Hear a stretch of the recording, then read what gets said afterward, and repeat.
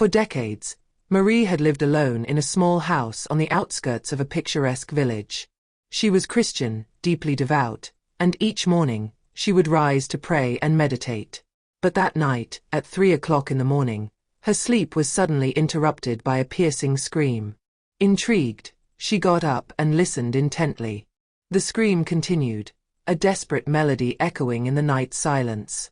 Marie, her heart pounding, rose and made her way to the front door.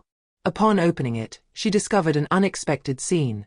A small wicker basket had been placed before her door, and inside was an adorable little girl, wrapped in a blanket. Surprised and moved, Marie knelt to examine the little one. The child had blonde hair and bright eyes, and her face was streaked with tears. Marie immediately understood that she needed to act. She gently picked the child up in her arms and rocked her, trying to soothe her cries. Marie searched for clues to understand how this baby had ended up here. Beside the basket, she found a handwritten letter that revealed the tragic story of the child. The mother, unable to care for her, had decided to entrust her to someone who could provide a better future. Touched by this story, Marie felt a wave of compassion wash over her. She began to pray for the little girl, asking God to grant her the strength to raise her and offer her a life filled with love. As the days passed, the little girl became the center of Marie's life. She named her Emily and gave her all the love and support she could. Together, they discovered the joy of simple moments. Morning prayers, walks in nature, and laughter that filled the house. As Marie raised Emily, she realized that this unexpected encounter had transformed her life. That baby's cry, which had echoed through the night, had become the beginning of a beautiful adventure, a new mission she had never imagined. 3 days after finding little Emily on her doorstep, Marie received an unexpected visit from Claire, the daughter of a close friend. Claire, 19 years old, had just returned from Canada, where her father had sent her to continue her studies. Upon her arrival, she seemed nervous and preoccupied, but Marie greeted her with the warmth she was known for.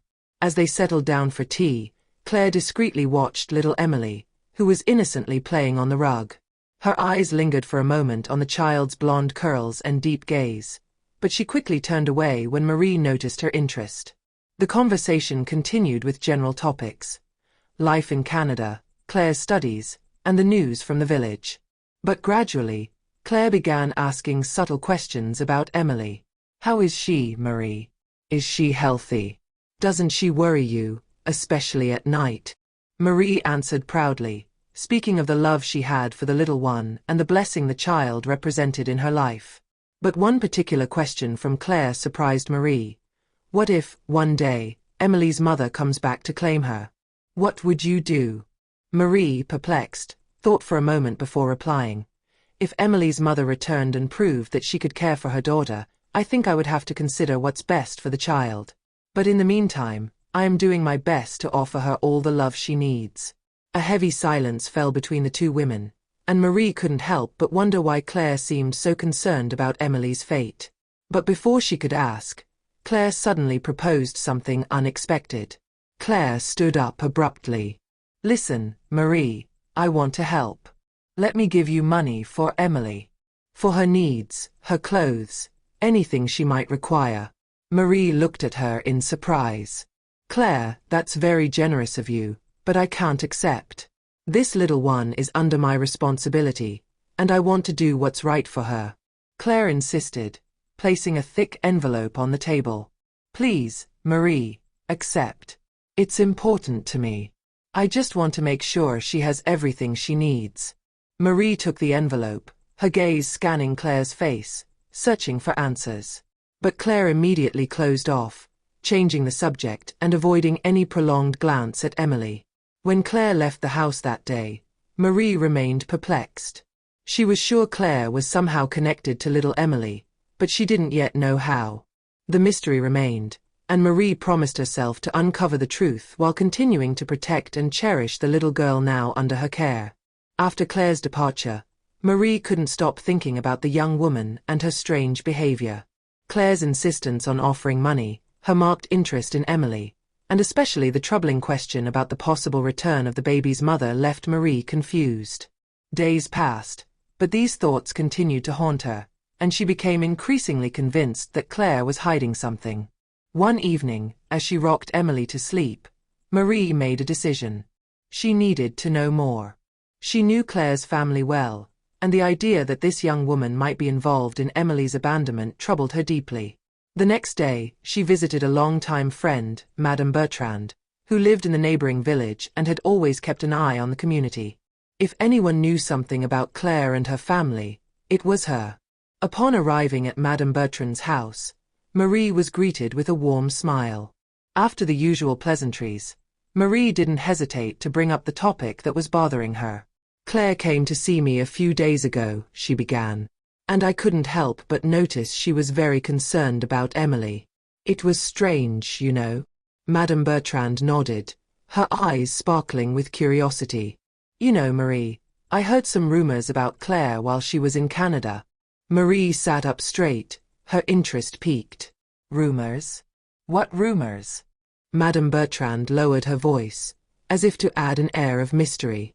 "It seems she got pregnant over there. But her father, you know him, he's strict and very concerned with appearances. Claire returned from Canada earlier than expected, and since then, she seems very different. There have been many speculations, but nothing confirmed. Until now." Marie's heart tightened. "You believe Claire could be Emily's mother?" Madame Bertrand shrugged. "I don't know, Marie. But that would explain a lot of things, wouldn't it?" Back at her house, Marie couldn't stop thinking about her conversation with Madame Bertrand. The idea that Claire could be Emily's mother seemed more and more plausible. It explained her unusual interest in the child, her nervousness, and her attempt to provide money. But why hadn't she just confessed the truth? A few days later, Claire came back to Marie's house, this time with a more determined look. After exchanging a few pleasantries, she took a deep breath and said, "Marie, there's something I need to tell you." Marie's heart raced. She knew the moment of truth had arrived. I am Emily's mother. I'm the one who left her at your door that night. I got pregnant in Canada, by a man who abandoned me as soon as he found out about the baby. My father. He must never know. He is so strict and unforgiving. I couldn't tell him. I was scared, Marie. So scared." Claire started to cry, unable to hold back her emotions any longer. Marie approached her and held her in her arms. "I knew there was something, Claire. But you should have told me sooner." "I know," Claire sobbed. "I didn't know what to do. I didn't want to abandon my daughter, but I couldn't raise her under those conditions either.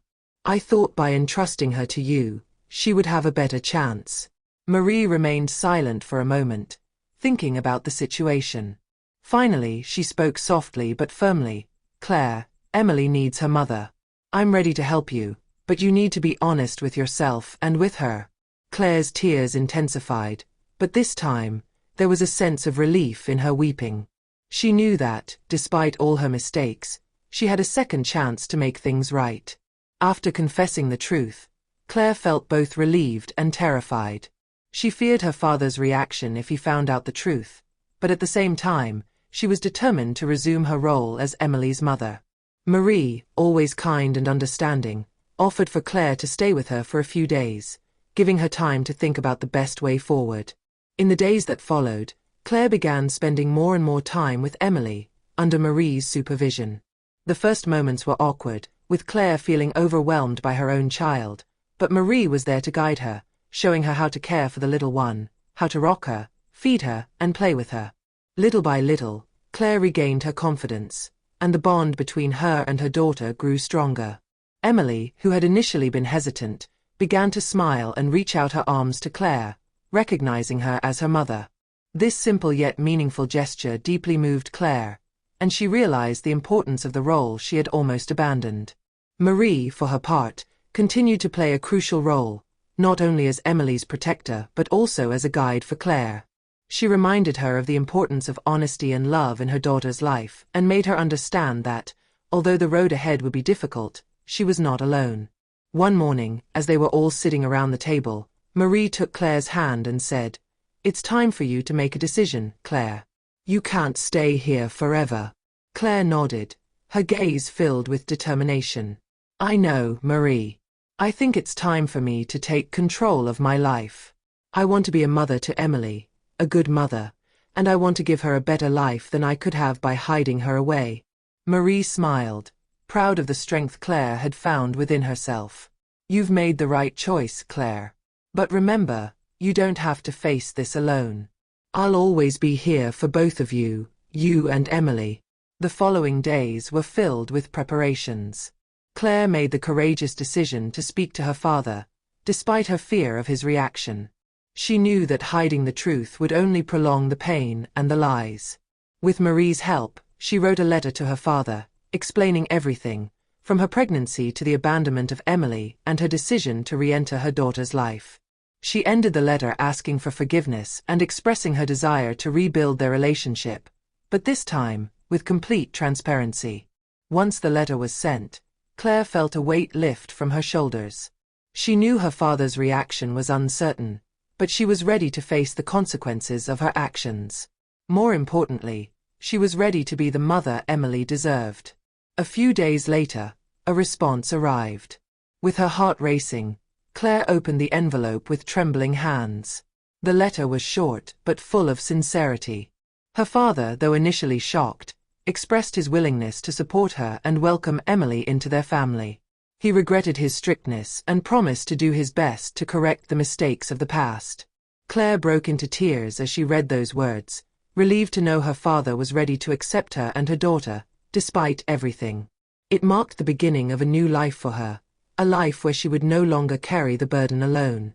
With the support of Marie and her father, Claire committed to building a happy future for Emily. She found a job in the village, allowing her to stay close to Marie and Emily while working to secure a stable future for her daughter.